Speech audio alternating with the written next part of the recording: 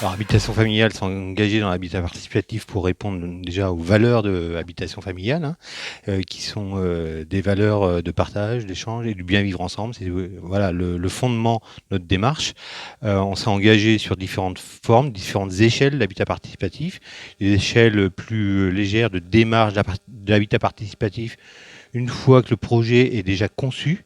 Une fois que les habitants ont acquis leur logement, on les implique dans le projet pour définir les usages et les règles de vivre ensemble au moment où on va leur livrer leur logement pour créer une dynamique de groupe qui pourra s'investir ultérieurement dans la vie de la copropriété et se bien vivre ensemble. Ça, par exemple, c'est Urban Grey, une opération qu'on a réalisée sur Rennes, sur la ZAC de la Courrouze, qu'on a livrée depuis un an et qui a une vraie dynamique de vie au sein de la copropriété avec des espaces partagés et des espaces utilisés et qui créent ce vivre ensemble. Deuxième projet, une autre échelle de démarche d'habitat participatif, Casalma, rue de l'Alma à Rennes, où on a associé dès l'origine les habitants pour définir la conception de leur logement, donc leur espace participatif, et donc d'adapter ces logements à leur mode de vie individuel, mais également de définir ensemble l'ensemble des espaces à partager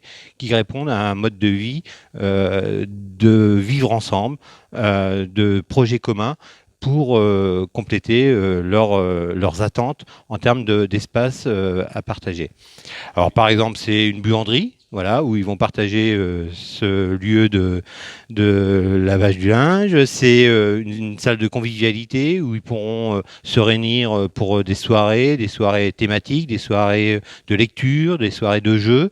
C'est aussi des moments de repas à partager. C'est aussi une salle qui pourra s'ouvrir à l'échelle du quartier. C'est aussi un point important à laquelle on attache une sensibilité, c'est que le projet de vie s'ouvre à l'échelle du quartier, donne une vie à l'échelle du quartier, donc via des expositions temporaires qui seront ouverts via des événements musicaux ou des cafés littéraires. Troisième niveau, c'est le projet de Via Silva sur la commune de Cesson et deux autres projets qui sont à venir sur la commune de Laillé et Montgermont où on associe les habitants dans une démarche d'habitat partagé que sur le logement, sur la conception de leur logement et sur les lieux de vie. Par contre, ils ne participent pas à la conception architecturale de l'enveloppe.